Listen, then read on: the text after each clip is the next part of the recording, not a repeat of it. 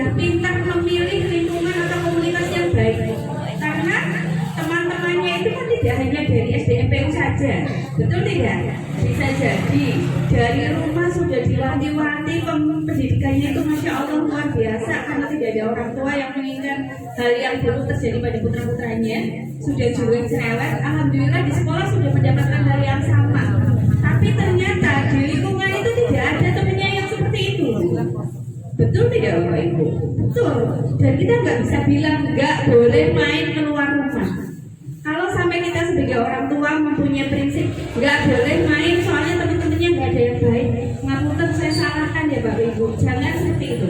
Karena sebetulnya masa-masa anak ini ketika anak kita berusia 7 sampai 12-13 tahun ini mereka sebetulnya baru belajar dengan lingkungannya.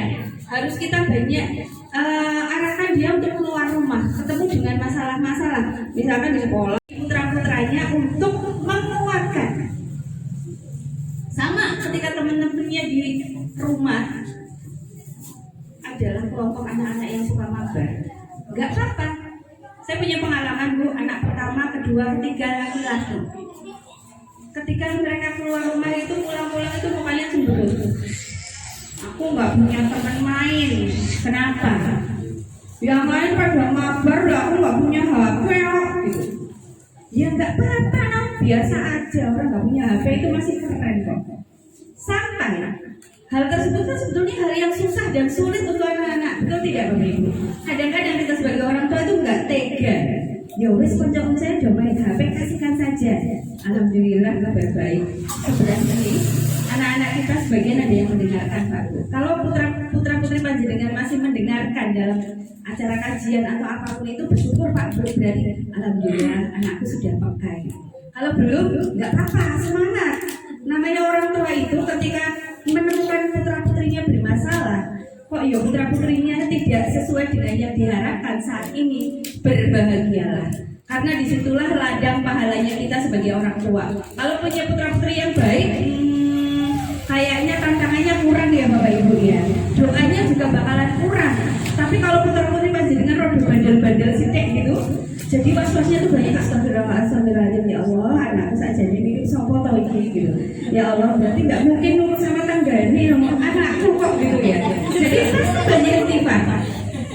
Bapak Ibu, satu hal yang mungkin bisa kita ambil hikmahnya dari kondisi anak kita adalah setiap anak kita melakukan kesalahan, kita menjumpai kekurangan pada diri mereka, jangan pernah menggarisbawahi atau lebih fokus pada kekurangannya gitu. Iya kamu itu loh kalau dikandani angel loh ya, senengannya jajan, kemudian nggak pernah mau belajar, terus nih dikandani Bu, bantah seperti itu kan hal-hal negatif.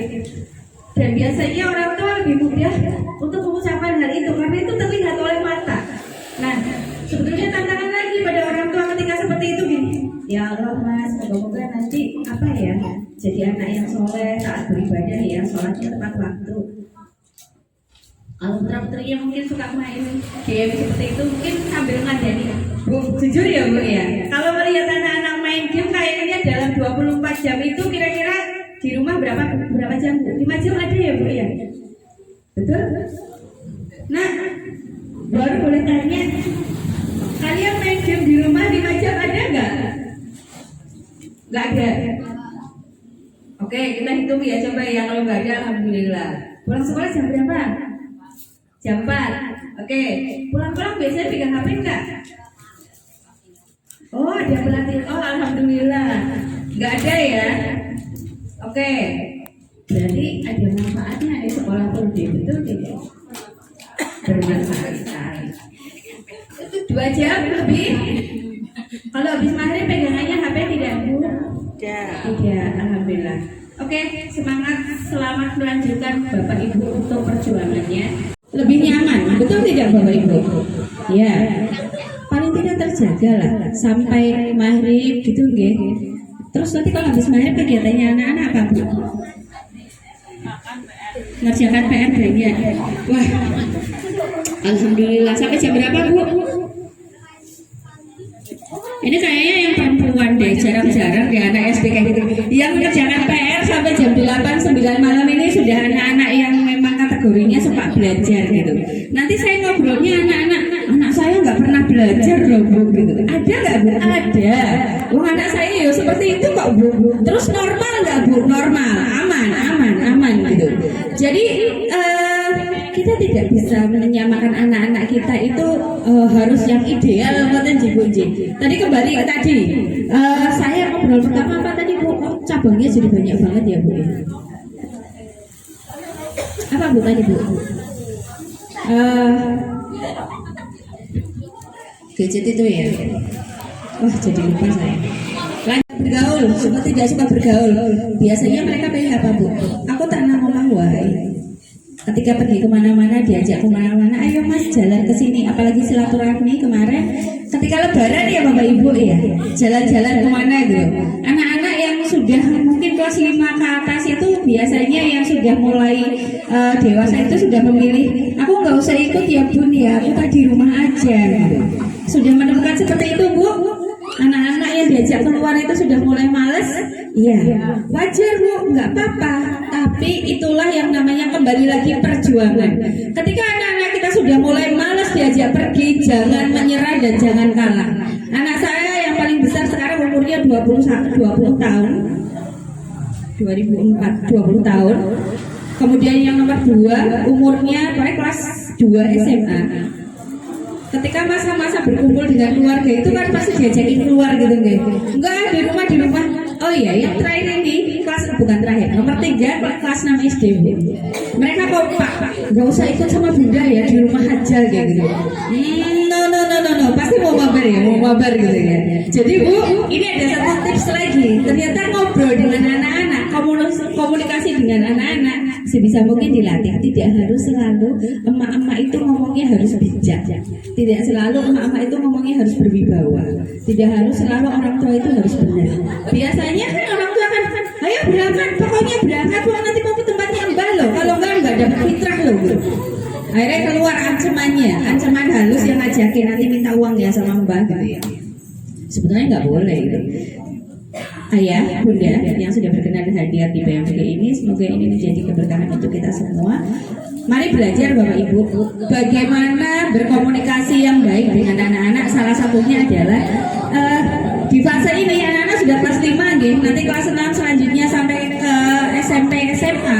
Mereka bukan lagi anak-anak kecil yang mau disuruh-suruh loh Bu. Mereka pasti bakalan mukanya bersemut kalau disuruh untuk sholat dan lain-lain. Betul tidak Bu? Iya, mereka tidak lagi butuh disuruh.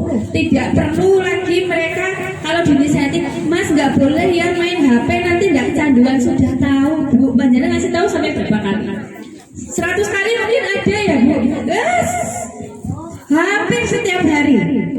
Nah, kok dikandani wis ping 100 kok orang ndang berubah ini gitu. Ya nggak apa-apa, namanya proses tarbiyah itu seperti itu. Hanya kita tinggal mengubah pola komunikasinya saja. Wes sudah main game berapa jam toh, ayo gitu. Jadi obrolan yang membuat anak-anak itu nyaman dengan kita. Kadang-kadang saya pernah menemukan anak saya yang kelas 6 itu main HP kadang-kadang ngumpet-ngumpet ya Bu ya. Jam 9 sudah waktunya tidur, yuk tidur seperti itu. Saya masuk ke kamarnya itu masih pegang HP, masih pegang HP. Sudah selesai, pasti pokoknya gitu, suara motornya keluar gitu ya, ketawa anak-anak itu ya. Iya, kok kayak gitu. Anak ketika diingatkan tuh mereka pasti tidak nyaman. Sudah malam ya. Jadi ayah bunda ternyata ketika kita nanti ngomong sama anak-anak kita itu benar-benar harus melalui proses berpikir.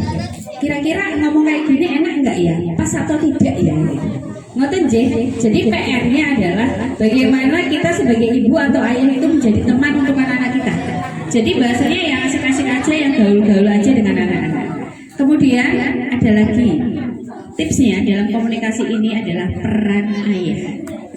Nanti bisa dikomunikasikan dengan suami tercinta ya Bu. Para admin nanti tinggal cek gitu ayah Elang juga iya ya. Saya pernah merasakan pengalaman saya, anak saya yang pertama ketika masuk ke SMP, suami saya adalah tipikal orang yang pendiam, jarang ngobrol. Jadi bahasanya itu pakai bahasa kebatinan gitu ya. Jadi apa-apa itu bunda aja, terserah bunda. bunda gitu. Jadi bunda itu segala sesuatunya yang ngurusin gitu ya. Apalagi masalah pendidikan anak gitu nggih. Ya mendidik anak ya tugasnya bunda gitu ya. Wajar nggak? Ya wajar, sekarang adanya seperti itu gitu. Tapi wajarnya ini yang harus kita cantikkan lah, kita baikkan lagi. Saya ngobrol sama anak saya karena saya menganalisa seperti ini. Saya berasal dari keluarga pendidik yang ayah dan ibu saya beliau guru, dan setiap saat itu bapak dan ibu saya itu selalu bercerita ngobrol dengan putra-putranya, entah itu obrolannya berupa nasihat, gojekan, atau kadang-kadang dimarahi. Saya masih ingat suatu fase ketika saya dimarahi oleh bapak saya dan saya dipukul di paha saya. Zaman dulu kan biasa ya Bu ya, dipukul ya gitu ya, di paha itu sampai bekas merah. Saya teringat itu. Kemudian yang dilakukan ibu saya apa? Kenapa? Dipukul sama bapak, sini tak obati, dikasih salep pahanya. Enggak apa-apa, bapak kayak gitu karena sayang sama kamu. Pas kan Bu porsinya. Namanya bapak itu memang harus raja galak, harus yang tegas gitu ya, yang sebagai sosok yang tegas dalam keluarga. Dan ibu ini adalah pembasuh luka. Jadi ketika anaknya ada galau-galau apa ya, harusnya ibu berperan, jangan salahmu, kamu ngapain sama ayah, nggak boleh seperti itu Bu. Nah, sedangkan keluarga suami saya, bapak suami saya adalah beliau senior engineering yang harus keluar kota setiap saat, mungkin kondurnya hanya 3 bulan sekali. Qadarullah ibu saya pendiam, ibu suami saya pendiam, dan saya akhirnya melihat ternyata pola pendidikan pada pola komunikasi orang tua itu berpengaruh sekali dengan komunikasi anak ya Bapak Ibu. Jadi suami saya 3 bersaudara laki-laki semua itu cuek-cuek semua Bu, jarang ngobrol gitu. Saya berpikir waduh, nanti kalau seperti ini gimana ya anak saya? Apakah mau jadi versinya saya atau versinya suami? Kira-kira ayah bunda pilih mana Bapak Ibu? Pilih anak yang bisa berkomunikasi asik dengan orang tuanya, atau mereka jadi anak-anak yang tertutup, pendiam, dan enggan untuk berkomunikasi dengan orang tua ketika mereka menemukan masalah? Padahal anak-anak kita ini punya masalah itu banyak ya Bapak Ibu ya. Misal nih di gamenya mereka, di gadgetnya itu mereka itu nemu nih gambar-gambar yang seronok-seronok gitu ya, yang nyenengin gitu, yang mereka nggak tahu. Mereka mau tanya sama orang tuanya takut. Nanti jangan-jangan aku tanya disalahin, dimarahin sama orang tua nih gitu. Terus tanya sama temen malu-malu, aku nemu kayak gini apa? Bagus itu, kapan-kapan kita nonton bareng ya. Pernah kejadian seperti itu. Khawatir kan kita Bapak Ibu. Jadi jangan sampai peran kita itu diambil alih oleh orang lain yang memang tidak dalam kapasitasnya. Nah ketika seperti itu akhirnya saya memulai nih ngobrol asik nih sama suami. Ayah, ayo dong mulai belajar ngomong sama Mas Atta. Anak saya yang pertama namanya Atta. Kan aku udah ngomong, pasti bapak-bapak gak mau disalahin ya Bu ya. Hati-hati kalau komunikasi sama bapak. Jangan pernah mendikte, jangan pernah menyuruh. Betul ya Pak Admin? Betul terus Bapak? Iya. Jadi kalau kita ada maunya sama ayah, sama suami, itu benar-benar harus pakai bahasa yang asik gitu ya Bu. Ya nanti kalau kayak gini gimana? Jadi jangan menggunakan kata perintah, ayo ndak ngobrol sama anak kono lho Pak gitu ya. Tapi gimana? Jadi pakai kata tanya dulu, gimana ya nanti kalau seperti ini, kalau kayak gini gimana ya? Ketika seperti itu ternyata dalam diamnya sang suami kita itu beliau berpikir dan belajar, dan ternyata dalam jangka waktu yang lumayan panjang saya bersyukur ada banyak hikmah di situ. Ternyata yang diobrolin seorang ayah pada anaknya itu tidak cukup hanya ayo ke masjid, ayo sholat, ayo belajar. Itu loh kata ibu itu didengerin, gak cukup seperti itu. Saya belajar dari suami saya yang diobrolin dengan anak-anaknya adalah hikmah-hikmah yang beliau dapatkan dari kehidupannya. Suatu ketika goncengin anak saya yang perempuan. Tadi tuh Bun, ayah itu loh jalan muter-muter gara-gara cuma mau ngasih sarapan sekotak. Apa sih nasi rames itu toh sama susu kedelai gitu. Kebetulan kan saya jualan susu kedelai dan suami saya jadi loper susu kedelai gitu. Kalau pagi itu ayah bilang apa? Ya biasalah, ada sebuah pesan yang kita kasihkan sama anak-anak. Jangan pernah menunda-nunda kebaikan, karena setiap kebaikan yang ditunda pasti akan Allah panjangkan lagi jalannya untuk bisa menemukan kebaikan itu. Bilangin sama anaknya, iya. Jadi makanya nanti kalau kamu ada niat baik, langsung laksanakan gitu. Dan ternyata bocoran dari saya melihat dari suami saja gitu ya Bu. Ayah itu kan pasti ada rahasia-rahasia yang disembunyikan gitu ya. Beliau itu ternyata dengerin kajian online gitu ya Bu, Gus Baha gitu. Saya awal-awal dengerin Gus Baha itu nggak mudeng Bu, karena bahasanya kan cepet banget gitu ya Bu. Akhirnya saya batin, astagfirullahaladzim, apakah saya bagian orang yang ditutup hatinya karena hati saya itu masih banyak dosa-dosanya, sehingga hal-hal baik yang terucap dalam dakwah seperti itu tidak bisa saya terima gitu. Jadi hal-hal seperti ini tuh membawa banyak hikmah dalam keluarga. Dan udah 15 menit Bu, sudah kayaknya. Oh 2 menit lagi, oke. Berarti sekarang tinggal tips dan pesan-pesannya saja nggih. Wah, insya Allah. Yang pertama pesannya adalah setiap masalah apapun yang dihadapi oleh anak-anak kita, anggaplah itu menjadi rezekinya kita Bapak Ibu. Masalah itu adalah rezeki. Karena hebatnya orang mukmin itu ada dua. Bersyukur ketika dia mendapatkan nikmat dan bersabar ketika mereka mendapatkan masalah. Ketika kita mendapatkan masalah, biasanya kan ngomongnya apa Bu? Astagfirullahaladzim ya Allah, astagfirullahaladzim ya Allah. Bolak-balik dipanggil sama sekolah gara-gara nggak pernah ngerjain PR. Bolak-balik dipanggil ke sekolah karena anak saya sukanya mukulin orang gitu ya, gitu. Banyak-banyak istighfar, betul tidak Bu? Ternyata masalah itu malah mendekatkan kita sama Allah, betul tidak? Nggak mungkin dong masalah kita selesai dengan putri saja gitu ya, kan nggak mungkin gitu. Kemudian ketika mendapatkan masalah itu ternyata membaca istighfar saja tidak cukup Bu. Betul, membaca istighfar itu betul-betul mendatangkan kenyamanan hati gitu ya Bu ya. Setelah membaca beberapa saat, beberapa kali, mungkin puluhan, ratusan kali itu ternyata Allah tenangkan hati kita. Terus betul sih Bu? Iya. Ternyata harus ditambahin lagi Bu. Sekarang saya balik. Dulu ketika ada masalah saya banyak-banyakin baca istighfarnya. Terus baru bonusnya itu baca alhamdulillahnya itu beberapa kali saja. Sekarang saya balik separuh-separuh. Istighfar capek selesai saya baca alhamdulillah. Kenapa? Ya Allah, begitu indah nikmat yang Kau berikan dalam bentuk masalah pada anak saya. Karena dengan masalah seperti ini ternyata Engkau berikan masalah saat ini ketika mereka masih kecil dan saya masih diberikan kesempatan untuk belajar memperbaiki diri. Betul tidak Ayah Bunda? Jadi masalah yang dihadapi anak-anak ternyata yang harus memperbaiki diri siapa? Bapak Ibu? Orang tua. Kemudian yang kedua, jangan fokus pada masalahnya. Kalau masalahnya gadget, kita ngomongin gadget aja setiap hari. Apakah ada perubahan pada anak-anak kita? Tidak. Tapi pikir hikmah-hikmah yang ada dari situ. Misalnya apa?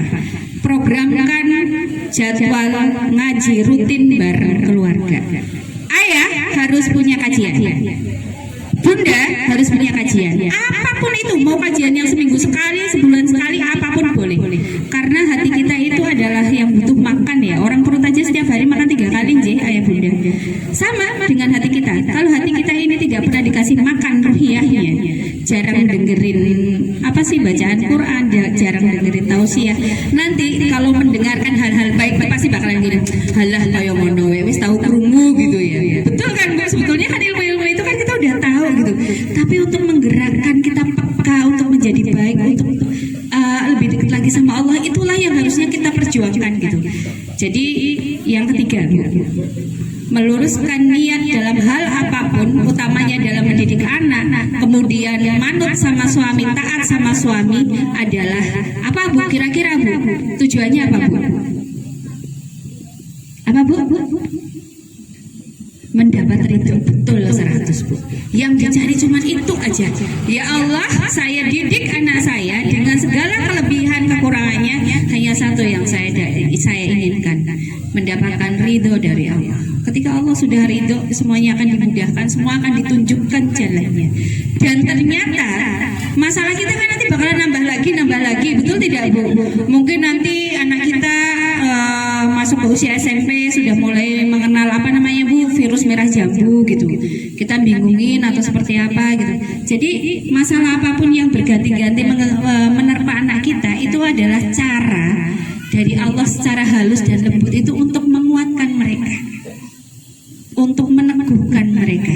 Sekarang kenapa mereka diuji dengan ujian gadget seperti itu? Biar nanti ketika mereka sudah besar itu, ini nggak ada apa-apanya kalau mereka sudah punya Allah di sini. Dan jangan khawatir, jangan takut menjadi orang yang berbeda. Tanamkan itu pada anak-anak. Biasanya kalau PMG kayak gini atau acara di mana itu mesti anak-anak rewel ya Bu, suka ngereweli. Bun itu loh pada main HP, masa kok nggak main HP gitu? Iya nggak Bu? Iya nggak apa-apa, nanti aja. Bukan kita saklek larang, boleh dikasih 5 menit ya, habis itu minta lagi gitu. Ayah bunda, insya Allah kita itu lebih berpengalaman, lebih baik, lebih pintar saat ini daripada anak-anak kita. Jadi kita nggak usah kalah sama anak-anak untuk hal-hal HP seperti ini. Tapi insya Allah dengan hati yang lapang, kemudian dekat sama Allah, nanti Allah bakalan kasih jalan untuk setiap masalah yang datang ke kita. Jadi tetap semangat ayah bunda, berdampingan dengan gadget untuk anak-anak kita ini. Yang penting jangan berikan HP untuk anak-anak kita dulu. Santai aja, kalau teman-temannya sepupu-sepupunya udah pada punya HP ya biarin aja lah, nggak apa-apa. Emang mau tanggung Bu? Emang mau Bu tanggung jawab gitu? Nanti yang diminta tanggung jawaban ketika kita memberikan kuota dan kita tidak bisa mengawasi anak-anak kita bukanya apa, siapa sih Bu nanti yang bertanggung jawab di hadapan Allah? Orang tuanya kan gitu. Jadi obrolkan itu secara asik dengan anak-anak. Terus ada yang perlu kita lakukan sekali waktu, kalau anak-anak ini sudah pegang HP, sudah terlanjur kan nggak mungkin dicabut lagi ya Bu ya. Pastikan anak-anak sampai level SMP nanti jangan pernah HP-nya itu dikasih password. Dan kita sebagai orang tua nggak tahu, bahaya. Anak saya di pondok Bu, HP-nya ditinggal di rumah. Saya mantau. Ada beberapa grup yang diikuti oleh anak-anak saya. Kadang-kadang anak-anak itu tidak bisa berkelit dari komunitasnya. Ada satu komunitas lingkungan rumah yang dia ada di situ. Saya selalu pesan sama dia, kamu kan anak pondok ya, nggak boleh kebawa sama mereka. Paling tidak kamu tuh mewarnai waktunya adzan, kamu ajakin mereka. Bunda nggak ngelarang kamu main sama mereka. Bisa jadi kamu yang membawa kebaikan untuk mereka. Gitu ya Bu. Jadi kalau putra-putri panjenengan bergaul dengan anak-anak yang tidak baik, tidak harus selalu dilarang, di stop mainnya. Siapa tahu putra-putra kita nantilah yang membawa kebaikan untuk mereka. Gitu nggih Bu nggih. Dan di situ saya nemukan itu voice note-nya, astagfirullahaladzim, naudzubillahi min dzalik. Kata-kata kasar, kata-kata jorok apapun ada di situ. Tapi alhamdulillahnya apa? Ketika kita menemukan anak-anak kita itu masih takdim sama kita, hormat taat sama kita, masih menjaga ucapannya di rumah dengan kita, bersyukur nggak Bu seperti itu? Jadi wajar banget ketika di rumah, di sekolah, di lingkungan sekitar rumah kita menemukan hal-hal yang negatif. Jangan antipati ya Bu, jangan melarang-larang, tapi berikan kekuatan, berikan pemahaman untuk anak-anak kita. Mari kita berjuang bareng-bareng mendampingi mereka.